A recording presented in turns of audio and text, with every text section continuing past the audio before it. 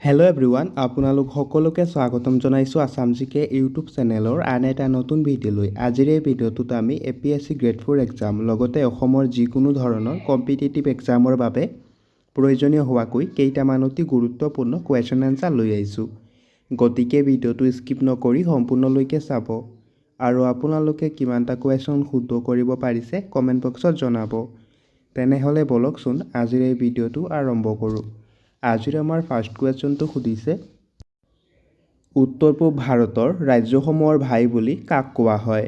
এই প্ৰশ্নৰ ৰাইট এনচাৰটো হৈছে অপশ্যন চি, ছিকিম। উত্তৰ পূব ভাৰতৰ ৰাজ্যসমূহৰ ভাই বুলি ছিকিম ৰাজ্যক কোৱা হয়। নেক্সট কুৱেশ্যনটো সুধিছে, ভাৰতৰ প্ৰথম ৰাজনৈতিক দলটোৰ নাম কি? এই প্ৰশ্নৰ ৰাইট এনচাৰটো হৈছে অপশ্যন চি, ভাৰতীয় জাতীয় কংগ্ৰেছ।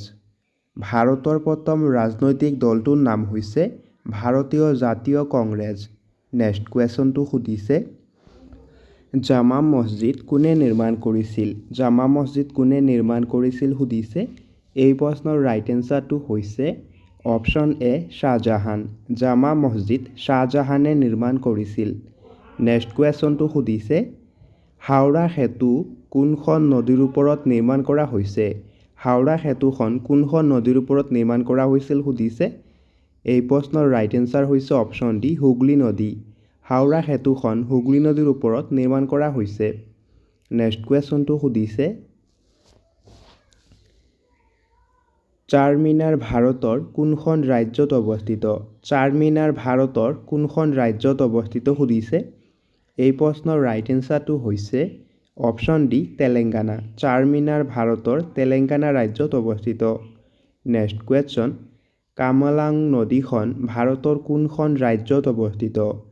এই প্ৰশ্নৰ ৰাইট এনচাৰটো হৈছে অপশ্যন বি, অৰুণাচল প্ৰদেশ। কামলাং নদীখন অৰুণাচল প্ৰদেশত অৱস্থিত। নেক্সট কুৱেশ্যন, অজন্তাৰ গুহাবোৰ ভাৰতৰ কোনখন ৰাজ্যত আছে?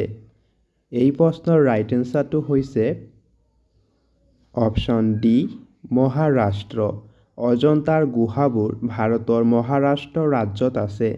নেক্সট কুৱেশ্যনটো সুধিছে, বিশ্বৰ কোনখন দেশে সৰ্বাধিক চাহ উৎপাদন কৰে? বিশ্বৰ কোনখন দেশে সৰ্বাধিক চাহ উৎপাদন কৰে সুধিছে। এই প্ৰশ্নৰ ৰাইট এনচাৰটো হৈছে অপশ্যন বি, চীন। চীন দেশে সৰ্বাধিক চাহ উৎপাদন কৰে। নেক্সট কুৱেশ্যনটো সুধিছে, সৰ্বশিক্ষা অভিযান কেতিয়া গঠন হৈছিল? সৰ্বশিক্ষা অভিযান কেতিয়া গঠন হৈছিল সুধিছে। এই প্ৰশ্নৰ ৰাইট এনচাৰ হৈছে অপশ্যন এ, 2001 চনত। সৰ্বশিক্ষা অভিযান 2001 চনত গঠন হৈছিল। নেক্সট কুৱেশ্যন, ব্ৰহ্মপুত্ৰ নদীক বাংলাদেশত কি নামেৰে জনা যায়? ব্ৰহ্মপুত্ৰ নদীক বাংলাদেশত কি নামেৰে জনা যায় সুধিছে। ইয়াৰ ৰাইট এনচাৰটো হৈছে অপশ্যন বি, যমুনা নদী। ব্ৰহ্মপুত্ৰ নদীক বাংলাদেশত যমুনা নদী নামেৰে জনা যায়। নেক্সট কুৱেশ্যন, বিশ্বৰ আটাইতকৈ স্বচ্ছ দেশখনৰ নাম কি? বিশ্বৰ আটাইতকৈ স্বচ্ছ দেশখনৰ নাম কি সুধিছে। ইয়াৰ ৰাইট এনচাৰ হৈছে অপশ্যন বি, ডেনমাৰ্ক। বিশ্বৰ আটাইতকৈ স্বচ্ছ দেশখনৰ নাম হৈছে ডেনমাৰ্ক। নেক্সট কুৱেশ্যনটো সুধিছে, ফ্লিপকাৰ্টৰ প্ৰতিষ্ঠাপক কোন? ফ্লিপকাৰ্টৰ প্ৰতিষ্ঠাপক কোন সুধিছে। এই প্ৰশ্নৰ ৰাইট এনচাৰটো হৈছে option A, Sachin Bansal. Next কুৱেশ্যনটো সুধিছে, আমাজনৰ প্ৰতিষ্ঠাপক কোন আছিল? আমাজনৰ প্ৰতিষ্ঠাপক কোন আছিল সুধিছে। এই প্ৰশ্নৰ ৰাইট এনচাৰটো হৈছে option A, Jeff Bezos. Next কুৱেশ্যনটো সুধিছে, যমুনা নদী কোনখন ৰাজ্যৰ পৰা উৎপত্তি হৈছে? যমুনা নদী কোনখন ৰাজ্যৰ পৰা উৎপত্তি হৈছে সুধিছে। এই প্ৰশ্নৰ ৰাইট এনচাৰটো হৈছে অপশ্যন ডি, উত্তৰাখণ্ড। যমুনা নদী উত্তৰাখণ্ড ৰাজ্যৰ পৰা উৎপত্তি হৈছে। নেক্সট কুৱেশ্যন, তাজমহল কোনখন চহৰত অৱস্থিত? তাজমহল কোনখন চহৰত অৱস্থিত সুধিছে। ইয়াৰ ৰাইট এনচাৰ হৈছে অপশ্যন বি, আগ্ৰা। তাজমহল আগ্ৰা চহৰত অৱস্থিত। নেক্সট কুৱেশ্যনটো সুধিছে, গংগা নদী ভাৰতৰ কোনখন ৰাজ্যৰ পৰা উৎপত্তি হৈছে? গংগা নদী ভাৰতৰ কোনখন ৰাজ্যৰ পৰা উৎপত্তি হৈছে সুধিছে। ইয়াৰ ৰাইট এনচাৰটো হৈছে অপশ্যন বি উত্তৰাখণ্ড। গংগা নদী ভাৰতৰ উত্তৰাখণ্ড ৰাজ্যৰ পৰা উৎপত্তি হৈছে। নেক্সট কুৱেশ্যন, দিল্লীৰ পুৰণি নাম কি আছিল? দিল্লীৰ পুৰণি নাম কি আছিল সুধিছে। এই প্ৰশ্নৰ ৰাইট এনচাৰটো হৈছে অপশ্যন এ ইন্দ্ৰপ্ৰস্থ। দিল্লীৰ পুৰণি নাম আছিল ইন্দ্ৰপ্ৰস্থ। নেক্সট কুৱেশ্যনটো সুধিছে, বায়ুমণ্ডলত সৰ্বাধিক পৰিমাণে থকা গেছবিধৰ নাম কি? এই প্ৰশ্নৰ ৰাইট এনচাৰটো হৈছে অপশ্যন বি নাইট্ৰজেন। বায়ুমণ্ডলত সৰ্বাধিক পৰিমাণে থকা গেছবিধৰ নাম হৈছে নাইট্ৰজেন গেছ। নেক্সট কুৱেশ্যনটো সুধিছে, নেক্সট কুৱেশ্যন, পৃথিৱীৰ যমজ বুলি কোনটো গ্ৰহক কোৱা হয়? পৃথিৱীৰ যমজ বুলি কোনটো গ্ৰহক কোৱা হয় সুধিছে। এই প্ৰশ্নৰ ৰাইট এনচাৰটো হৈছে অপশ্যন চি শুক্ৰ গ্ৰহ। পৃথিৱীৰ যমজ বুলি শুক্ৰ গ্ৰহক কোৱা হয়। নেক্সট কুৱেশ্যন, ভাৰতৰ প্ৰথম স্বাধীনতা আন্দোলন কোন চনত আৰম্ভ হৈছিল? ভাৰতৰ প্ৰথম স্বাধীনতা আন্দোলন কোন চনত আৰম্ভ হৈছিল সুধিছে। ইয়াৰ ৰাইট এনচাৰ হৈছে অপশ্যন বি 1857 চনত। নেক্সট কুৱেশ্যনটো সুধিছে, নেক্সট কুৱেশ্যনটো সুধিছে, কলিঙ্গ যুদ্ধ কোন চনত সংঘটিত হৈছিল? কলিঙ্গ যুদ্ধ কোন চনত সংঘটিত হৈছিল সুধিছে। এই প্ৰশ্নৰ ৰাইট এনচাৰ হৈছে অপশ্যন চি 261 খ্ৰীষ্টপূৰ্ব। নেক্সট কুৱেশ্যনটো সুধিছে, নেক্সট কুৱেশ্যন, তৰাইনৰ প্ৰথম যুদ্ধ কোন চনত সংঘটিত হৈছিল? তৰাইনৰ প্ৰথম যুদ্ধ কোন চনত সংঘটিত হৈছিল সুধিছে। এই প্ৰশ্নৰ ৰাইট এনচাৰ হৈছে অপশ্যন বি 1191 খ্ৰীষ্টাব্দত। তৰাইনৰ প্ৰথম যুদ্ধ 1191 খ্ৰীষ্টাব্দত সংঘটিত হৈছিল। নেক্সট কুৱেশ্যন, তৰাইনৰ দ্বিতীয় যুদ্ধ কোন চনত সংঘটিত হৈছিল? তৰাইনৰ দ্বিতীয় যুদ্ধ কোন চনত সংঘটিত হৈছিল সুধিছে। ইয়াৰ ৰাইট এনচাৰ হৈছে অপশ্যন বি 1192 খ্ৰীষ্টাব্দত। নেক্সট কুৱেশ্যনটো সুধিছে, তৰাইনৰ তৃতীয় যুদ্ধ কোন চনত সংঘটিত হৈছিল? এই প্ৰশ্নৰ ৰাইট এনচাৰটো হৈছে অপশ্যন চি 1215 খ্ৰীষ্টাব্দত। নেক্সট কুৱেশ্যনটো সুধিছে,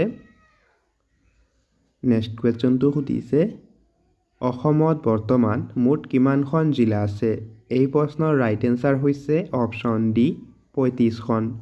বৰ্তমান অসমত মুঠ 35খন জিলা আছে। নেক্সট কুৱেশ্যন, অসমৰ জিলাসমূহক মুঠ কিমানটা সমণ্ডলত ভাগ কৰা হৈছে?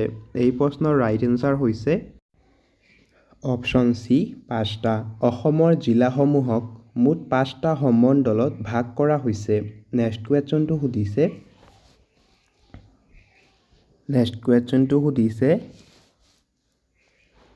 অসমৰ মুঠ মাটিকালি কিমান? অসমৰ মুঠ মাটিকালি কিমান সুধিছে। ইয়াৰ ৰাইট এনচাৰটো হৈছে অপশ্যন এ ৭৮,৪৩৮ বৰ্গ কিলোমিটাৰ। নেক্সট কুৱেশ্যনটো সুধিছে, মাটিকালি অনুসৰি অসমৰ সৰ্ববৃহৎ জিলাখনৰ নাম কি? এই প্ৰশ্নৰ ৰাইট এনচাৰটো হৈছে অপশ্যন চি কাৰ্বি আংলং জিলা। মাটিকালি অনুসৰি অসমৰ সৰ্ববৃহৎ জিলাখনৰ নাম হৈছে কাৰ্বি আংলং জিলা। নেক্সট কুৱেশ্যনটো সুধিছে, অসম বিধান পৰিষদৰ প্ৰথম অধিৱেশন ক'ত অনুষ্ঠিত হৈছিল? এই প্ৰশ্নৰ ৰাইট এনচাৰটো হৈছে, ইয়াৰ ৰাইট এনচাৰটো হৈছে অপশ্যন বি শ্বিলং। অসম বিধান পৰিষদৰ প্ৰথম অধিৱেশন শ্বিলঙত অনুষ্ঠিত হৈছিল। নেক্সট কুৱেশ্যন, অসমৰ সৰ্বাধিক জনসংখ্যা থকা জিলাখনৰ নাম কি? এই প্ৰশ্নৰ ৰাইট এনচাৰটো হৈছে অপশ্যন এ নগাঁও জিলা। অসমৰ সৰ্বাধিক জনসংখ্যা থকা জিলাখনৰ নাম হৈছে নগাঁও জিলা। নেক্সট কুৱেশ্যন, অসমৰ সৰ্বনিম্ন জনসংখ্যা থকা জিলাখনৰ নাম কি? এই প্ৰশ্নৰ ৰাইট এনচাৰটো হৈছে অপশ্যন বি মাজুলী জিলা। অসমৰ সৰ্বনিম্ন জনসংখ্যা থকা জিলাখনৰ নাম হৈছে মাজুলী জিলা। নেক্সট কুৱেশ্যন, অসমৰ সৰ্বাধিক জনসংখ্যাৰ ঘনত্ব থকা জিলাখনৰ নাম কি? ইয়াৰ ৰাইট এনচাৰ হৈছে অপশ্যন বি কামৰূপ মহানগৰ জিলা। অসমৰ সৰ্বাধিক জনসংখ্যাৰ ঘনত্ব থকা জিলাখন হৈছে কামৰূপ মহানগৰ জিলা। নেক্সট কুৱেশ্যন, অসমৰ সৰ্বনিম্ন জনসংখ্যাৰ ঘনত্ব থকা জিলাখনৰ নাম কি? এই প্ৰশ্নৰ ৰাইট এনচাৰটো হৈছে অপশ্যন চি ডিমা হাছাও জিলা। অসমৰ সৰ্বনিম্ন জনসংখ্যাৰ ঘনত্ব থকা জিলাখনৰ নাম হৈছে ডিমা হাছাও জিলা। নেক্সট কুৱেশ্যন, অসমৰ সৰ্বাধিক সাক্ষৰতাৰ হাৰ থকা জিলাখনৰ নাম কি? এই প্ৰশ্নৰ ৰাইট এনচাৰ হৈছে অপশ্যন চি কামৰূপ মহানগৰ জিলা। অসমৰ সৰ্বাধিক সাক্ষৰতাৰ হাৰ থকা জিলাখনৰ নাম হৈছে কামৰূপ মহানগৰ জিলা।